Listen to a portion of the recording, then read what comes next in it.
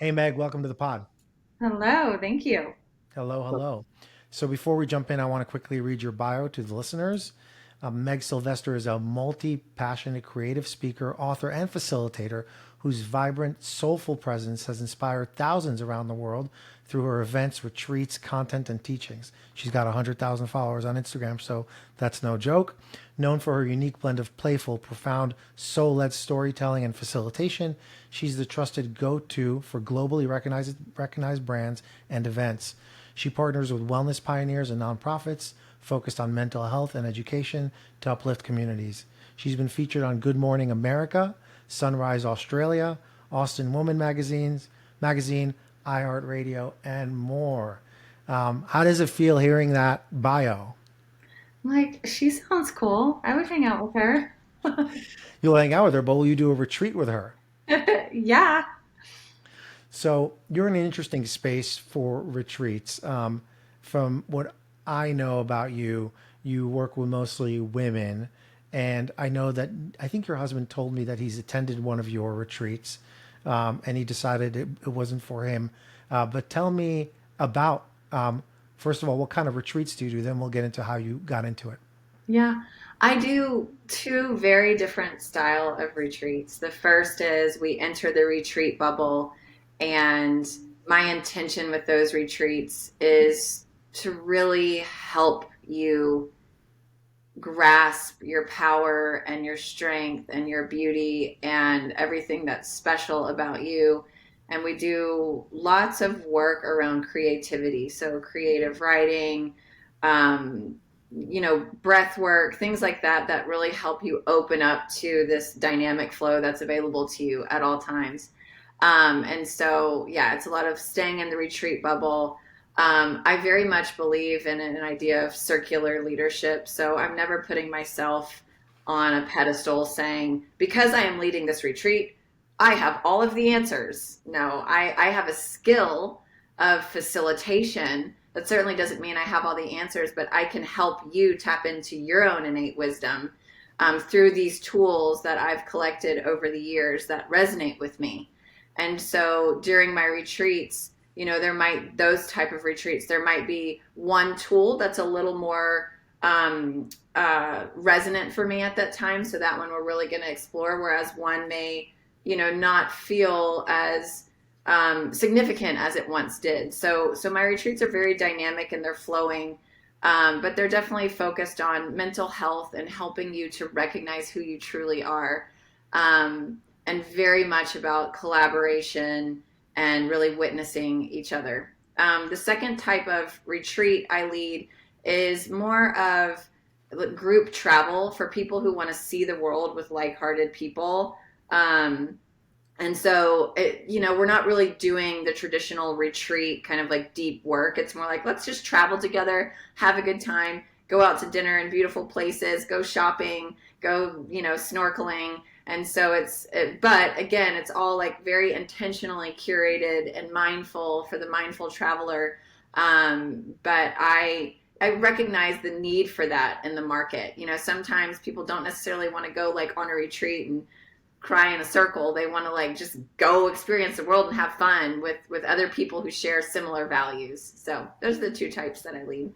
Cool. So to summarize, it sounds like one is a more internal experience and the other one is more externalized experience, from what I hear. I want to talk about the first Mm-hmm. type again, and I have a few questions.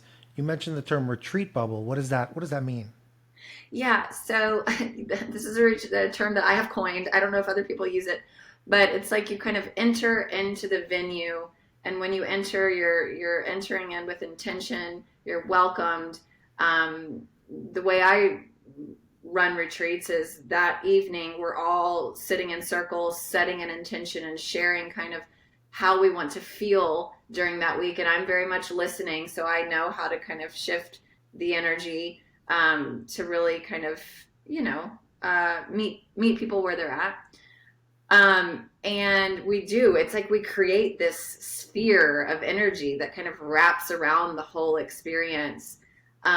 So really, we're mostly at the venue. Every once in a while, we might go down to the beach or go volunteer somewhere. But still, when we're there, it's like we have this kind of I don't know, like energetic sphere around us of intention. And I'm holding that the entire time, so that it can be felt and it's recognized. And so, yeah, it just feels like a retreat bubble to me. I love it. I have done some couples work, and the term I've heard is the couple bubble. Yeah, And yeah, I actually put together a song about it. Do you want to hear it? of course. So it goes, the couple bubble is the place to be. The couple bubble is for you and me. No, it's for us. It's very Kermit the Frog. Yeah, very sounding or I mean, probably a little sounding. both. A little both. Um, got it. No, so I can rest assured I've not heard the term retreat bubble, and we will make sure we reference you when we use it because I love it. I you know, I have a couple additional questions. We've talked a few times in the past, and one of the things that struck me is that you're often, you know, you don't necessarily know what you're going to do sometimes, and you kind of follow your intuition and the energy of the bubble. Mhm. How can you give people the assurance that it's still the right thing? Obviously, your intuition is to be trusted, Mhm. but it's a little hard when there's no agenda. So, how do you approach that dichotomy? Oh no, there's definitely an There's agenda. an agenda. Yes, I kind of pride myself on being a pretty good balance of masculine and feminine energy. Mm, And when I have a retreat and when people are paying money and giving me their trust, I have structure.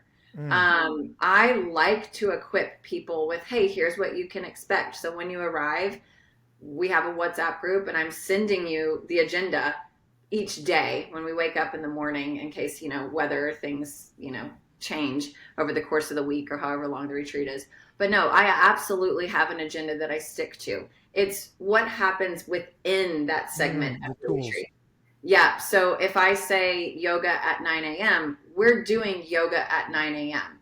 And now, depending on the energy of the group and kind of what I've picked up on, that flow may look different. Maybe what I see is that we need something really gentle and heart opening. Or maybe I see we need something really powerful and dynamic to like sweat and just get the stuff out. So we're definitely sticking to an agenda. And I'm very much, I really respect time, um, both free time, free stretches of time, because I think that's very much needed. And when I say something's going to begin at 9 o'clock, I'm going to be there at 9 o'clock. Of course, I'm not going to get on participants if they're strolling in late. But I want people to feel like I'm solid ground for them throughout the retreat. So yeah, it's definitely a mix of both structure and intuitive flow within the structure. Got it. And so walk us through a little bit some of the tools that you use. Mhm. You talked about, one of the things you mentioned creative writing, you mentioned yoga, you mentioned breath work. What are some Meg kind of trademark tools that you can share that somebody can expect to do with you when they are attending one of your retreats? Yeah. So I'm trained in gateless creative writing, and I really love bringing that to retreats, especially for people who don't think they're writers or who don't Mm, think that they have a creative bone in their body. I really, really love creating environments where people are like, "Oh my gosh, I have something to say, and what I have to say is super powerful and unique." So throughout my retreats, I really set an intention where we're continuously witnessing each other's strengths, and we're reflecting back to someone what they did, said, created that really resonated with us. And on my retreats, also, I highly suggest that we don't advise or try and fix each other or share what worked for us, and turn it into where all of a sudden everyone's life coaching each other. We're just really there to witness each other's magic, for better or worse terms. And so that's something you can definitely expect. Stretches of free time is something you can expect, and slow mornings.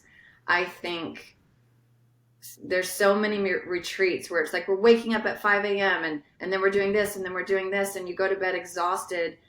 And to me, that doesn't feel like a retreat from anything. that feels like what we're already doing in our standard American lives. And so I want to bring people into restoration and recalibration where they can really have a slow morning, because how often are we able to do that? Yeah. Not much. So slow mornings, free time to process what, the work that we did, in beautiful spaces. So I like hosting retreats in spaces that are inspiring, whether it's the architecture and what's going on inside of the venue, or if it's a beautiful beach, jungle, mountainscape surrounding. So that's kind of a trademark of my retreats as well. And then I do a lot of things where I invite participants to just close their eyes and really feel into their bodies. So I'm giving guidelines. I'm a certified Kundalini yoga teacher, and I've always got really like juicy music playing so that people really feel enveloped by the energy of whatever is going on. And then, I might just kind of like whip out some paints and papers and, just really invite people into the flow of like, you're a creator, and now it's time to just let that creative spirit out without judgment. There's no good or bad in what you're creating. It's just creating. And so there's always kind of just like little surprises when I feel people are primed for them. So yeah, so other tools, like I said, Kundalini yoga, breath work, sound healing, things like voice activations. I like bringing in facilitators who, have deep experience with different plant medicines, whether it's cacao or wherever it's legal, psilocybin or something like that. If I feel like it's impactful and helpful for the retreat. Music, I've brought in like operatic soloists before who are singing arias, and just really getting people like inspired by art in a very accessible way. I also kind of, I pride myself on the fact that when I'm in retreat, I'm just a normal person, and I'm not using all of these like spiritual jargon buzzwords, like, Spiritual bypassing. yeah, we're regular humans doing beautiful work, using beautiful tools in integrity. Yeah, having done the Hoffman process and having done some plant medicine work, and having done also some Western things, I have always been a bit uncomfortable with some of the way spirituality and spiritual folks show up. I've coined the term spiritual gaslighting, Yeah. where I just want to do the thing and not feel like I'm judged either by the facilitator or by Hmm. those around me. And I know that when I did Hoffman, for example, there was a piece where you like have to beat up a pillow, and like yell at your parents. And I did not feel like I had the space to do that. I was too close to other people, and it was really hard for me. Yeah. So how do you not judge participants when you do it? And how do you make sure other people don't judge each other? Um, I've never thought about how I don't judge, because I just don't. um, I like wish I could say that about myself. I you know, after leading so many treats and after serving and supporting, so many people, I just realized I do not have all of the answers. I don't Mm. know. The best I can do is to create a space for you to find the answers in yourself and give you some tools.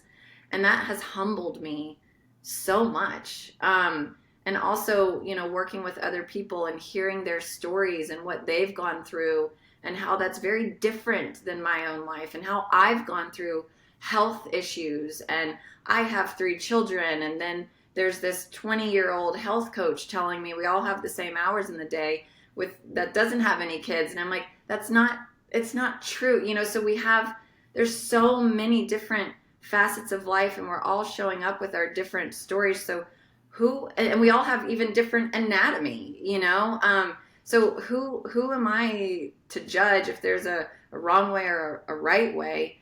I just want you to do it your way. And that's what I'm guiding people to, is like, find your way, whatever that means, in a safe way. Like, don't hurt yourself, but which is where like the facilitation comes in. Like I want you to be safe, but I think that is the whole premise of my retreats is it's very judgment free. And I, try and facilitate conversation and create spaces to where there's not room for that. And if someone is, I can see triggered or flaring up or whatever, I'll have conversations with them.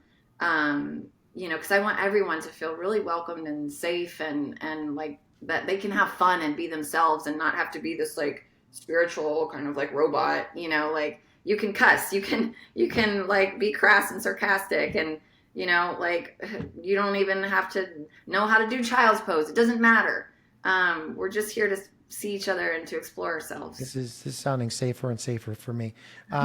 So let's talk about that because you talk about feminine and masculine energy.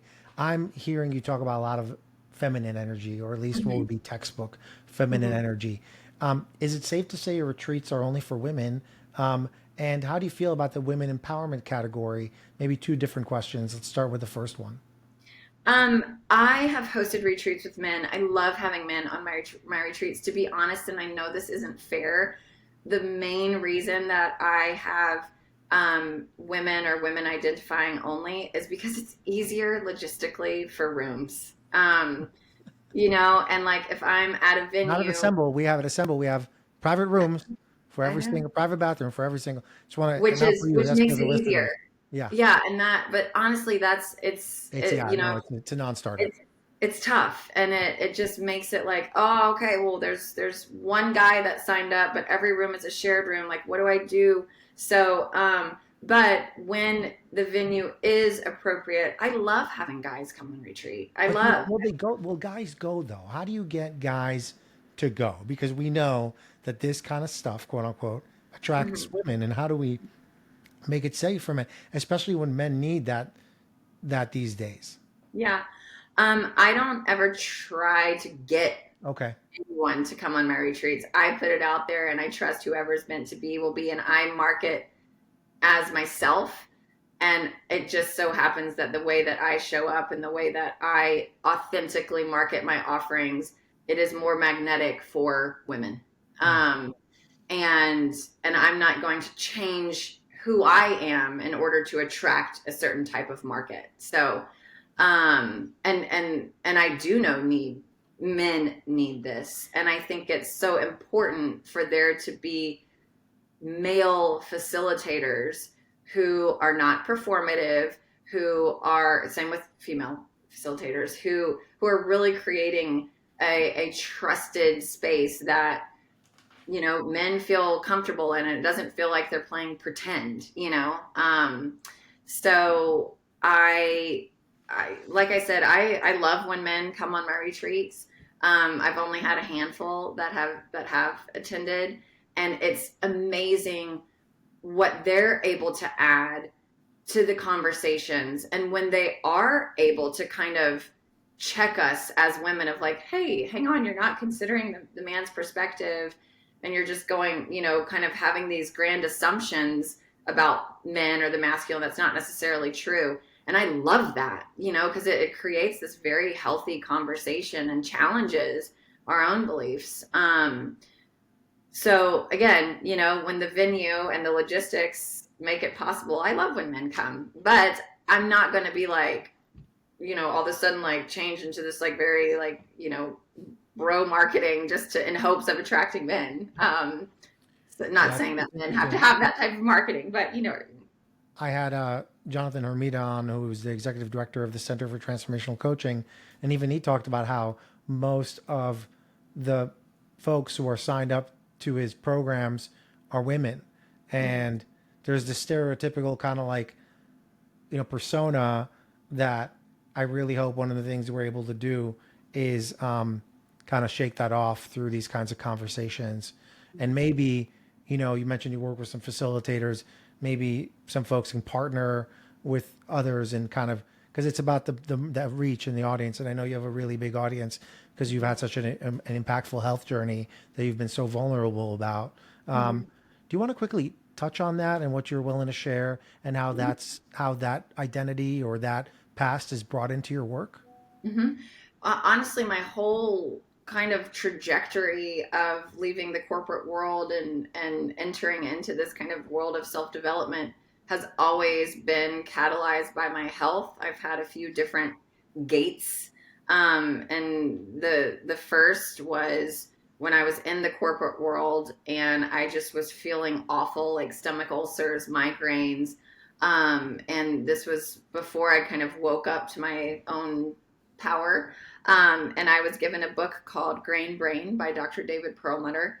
And that was the first time that I had ever read about the food mood connection. And this sounds so silly when I say it, but I grew up in Louisiana where food and mood are not connected. You just eat the fried food, whatever, and you feel the way you feel.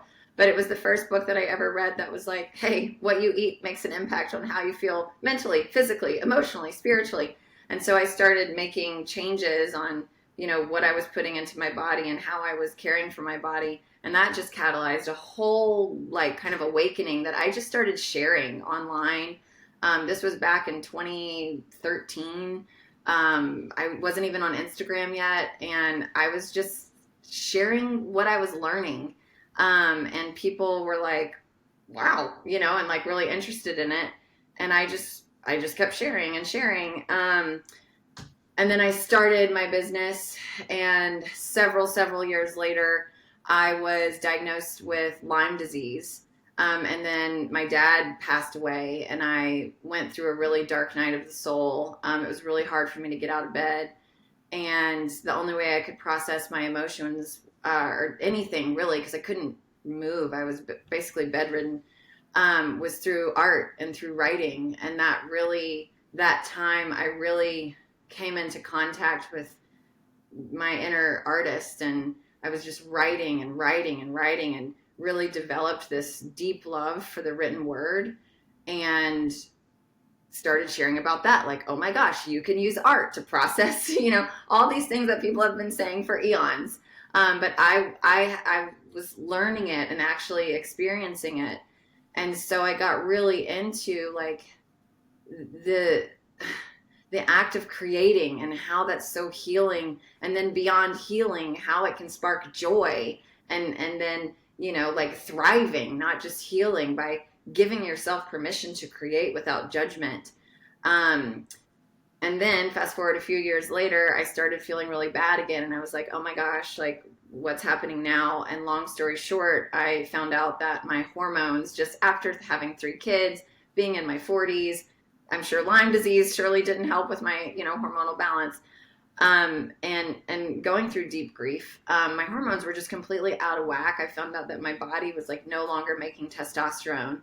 So I started hormone replacement therapy, with bioidentical hormones. I started that journey, and it like woke me up, again. And it just, I like became like, I feel better now in my 40s than I think I ever have in my life. Like more than when I was a teenager even. And again, started just sharing, not necessarily everyone should be on HRT, but like, why aren't people talking about hormonal health more? And like, we don't have to suffer. You don't have to feel bad. Like, go empower yourself and like ask the right questions, get your labs done. And so, I'm always just sharing my experiences, and it just so happens that my experiences are very relative to what a lot of other people are going through. And it's funny because I'll have people reach out and be like, wow, that was really brave and really vulnerable what you shared, and like that must take so much courage. And I'm like, it was like, I was just sharing my story. I didn't even realize that was vulnerable. I heal and process through sharing. And I also know kind of one of my, to get a little woo woo, like missions here on earth is to be a messenger, and to just share. And that kind of leads me to something else that I've discovered about myself is I don't have to be an expert. I don't have to. Those who can't do teach. Yeah, like I just have to live an inspiring life and trust that that is what inspires people. Love it. And so that's kind of what it is walking into my retreats. It's not Meg Sylvester, the expert on this, and this. It's just a woman here with her heart open, sharing and being open and hoping that you do the same too.